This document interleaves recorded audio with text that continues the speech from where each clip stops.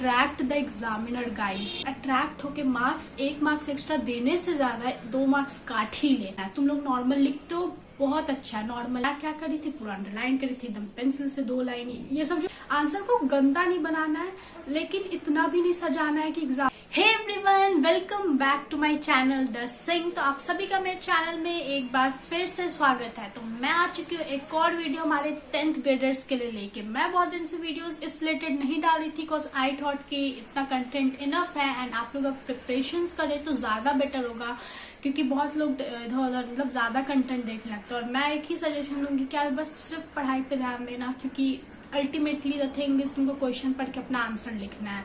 तो 1000 चीजों को देखने करने से कुछ नहीं होगा। तो मैं इसलिए नहीं डाली थी। I was hello busy in my life itself, क्योंकि मैं भी 11th में हूँ, मेरा भी एग्जाम होगा अभी, एंड प्लस मेरा इसी साल क्लैट का एग्जाम है। ये 2025 शुरू हो चुका है, तो मैं अपने में भी थोड़ा बिजी थी, क्योंकि निकालना is very important. I have to be serious now.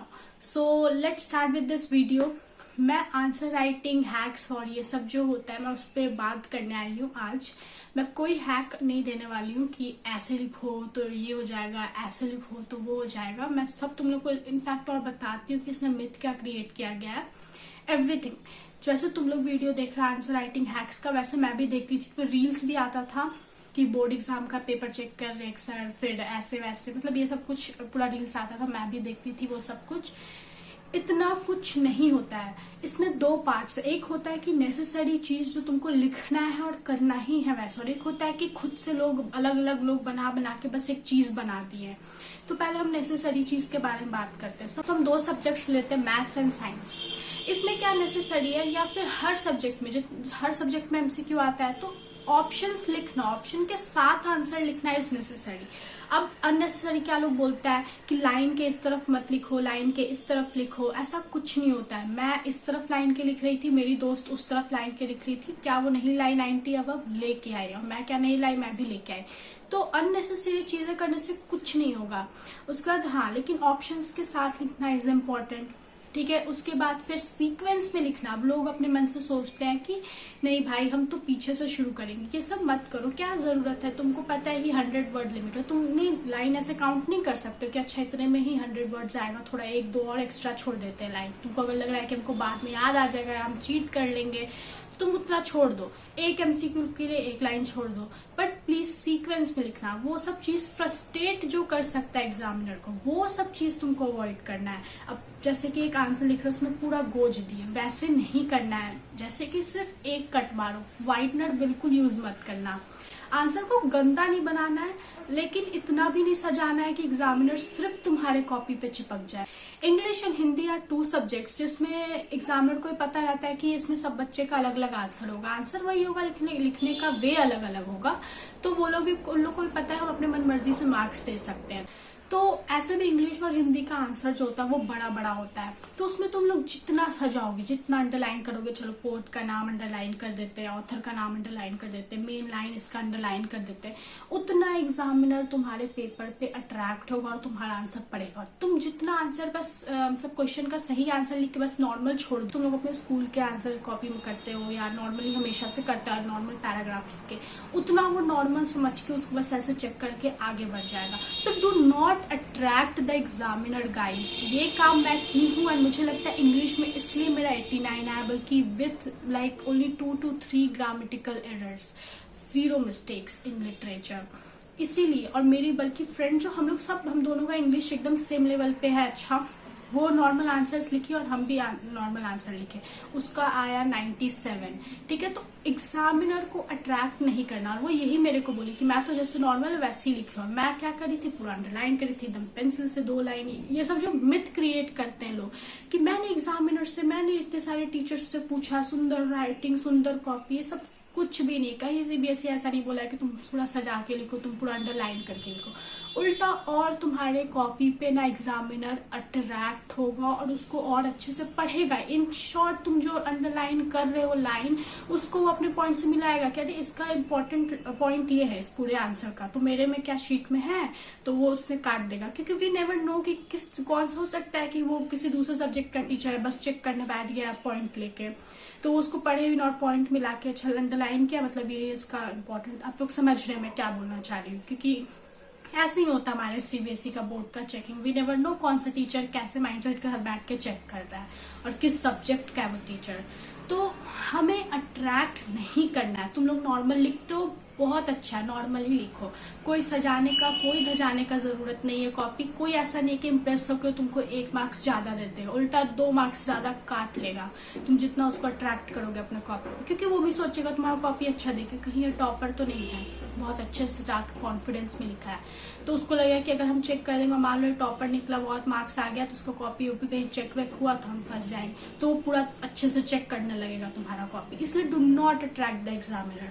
उसके बाद जैसे साइंस एंड मैथ्स में कुछ चीजें इंपॉर्टेंट चीजें जरूर करो तुम लोग, जैसे कि ऑप्शंस लिखना, सीक्वेंस में लिखना, ठीक है, कट नहीं, मतलब गोजा गोजी नहीं करना। उसके बाद फिर यूनिट लिखना, फिजिक्स में यूनिट लिखो, मैथ्स का यूनिट लिखो, वो सब चीजें इंपॉर्टेंट है जो तुमको अपने आंसर में करनी है। इट्स इंपॉर्टेंट थिंग, सबको करना है। जो छोड़ेगा उसका मार्क्स कटेगा।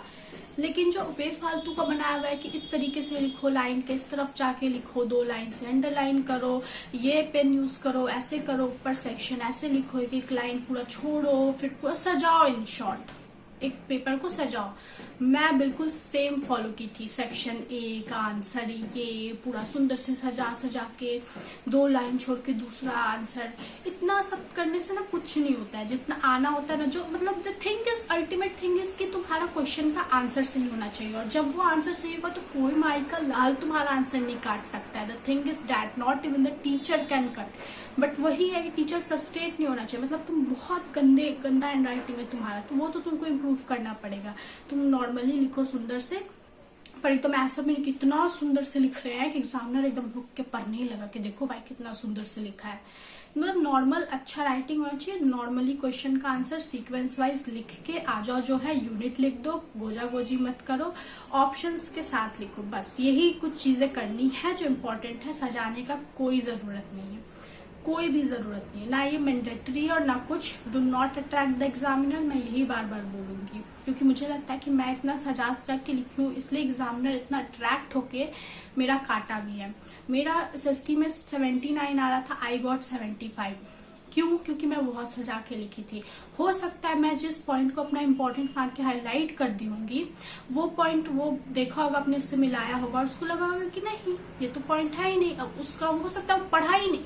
यही दिक्कत है हाईलाइट करने, पढ़ा ही नहीं होगा मेरा आंसर, बस मेरा मेन पॉइंट देख के अपने उससे मिलाया होगा, पॉइंट वाइज लिखा रहता है एसएसटी में, एंड बोला होगा कि अरे यार नहीं ये तो पॉइंट मैच नहीं कर रहा है।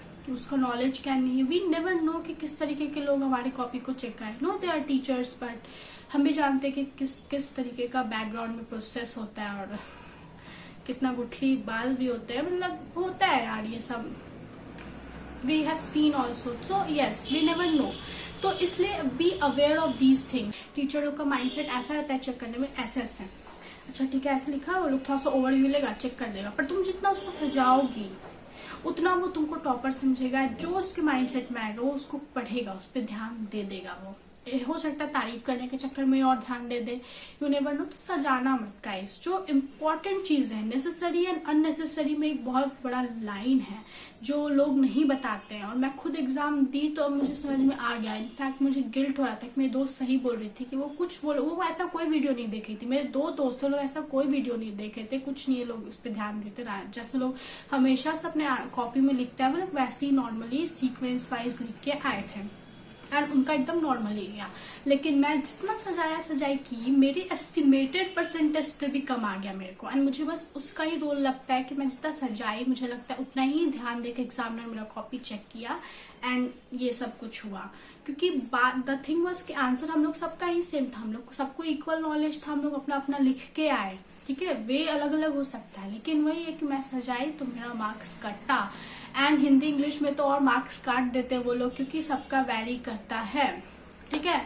तो इसीलिए तुम लोग को हिंदी इंग्लिश में तो बिल्कुल नहीं सजाना है। तुम लोग को अगर सजाने का थोड़ा शौक है तो साइंस एंड मैथ्स में कर सकते हो, लेकिन हिंदी इंग्लिश में तो बिल्कुल मत सजाना। हिंदी इंग्लिश में जो क्वेश्चन का आंसर है उसको बस नॉर्मली ऐसे पैराग्राफ में लिख के चले आना, ठीक है। वो लोग आराम बस वो लोग बोर्डिंग से ऐसे देखेंगे, नॉर्मल ओवरव्यू लेंगे, सही होगा चेक करके निकल जाएंगे। बस सही से मतलब है, सजाया सजाई से मतलब नहीं है। सही होगा तो मार्क्स मिलेगा, गलत होगा तो मार्क्स नहीं मिलेगा। That's all CBSE says. वो नहीं बोलता है कि सजा के दो। और मेरे को ये चीज पहले ऐसे रियलाइज होता है, कोई ऐसा वीडियो में बताया होता है तो मैं बिल्कुल सजा के नहीं लिखती, कि सजाना इज इक्वल टू एग्जामिनर को अट्रैक्ट करना, ठीक है। तो यही था मेरा, कोई हैक मेरे पास नहीं है, ना मैं दूंगी। मैं सिर्फ नेसेसरी चीजें मैं बता दी हूँ कि ऑप्शन के साथ लिखो, कट मत करो बेफालतू का, उसके बाद सीक्वेंस वाइज लिखो, सब यूनिट्स लिखो, डायग्राम को अच्छे से बनाओ, पेंसिल से बनाओ, ठीक है। ये सब चीजें हैं, नेसेसरी चीजें जो मैंडेटरी है, मतलब तुमको करना है वैसे और सबको करना है, लेकिन अननेसेसरी चीजों में आप लोग मत घुसिएगा। मेरी तरफ से यही एडवाइस है। जो लोग मेरा वीडियो देख रहे हैं एज ए सीनियर समझ के मेरे इस एडवाइस को ले लो। एंड आई होप आप लोग को ये वीडियो पसंद आई हो, एंड अगर आई हो तो प्लीज यार लाइक कर दो, चैनल को सब्सक्राइब कर दो।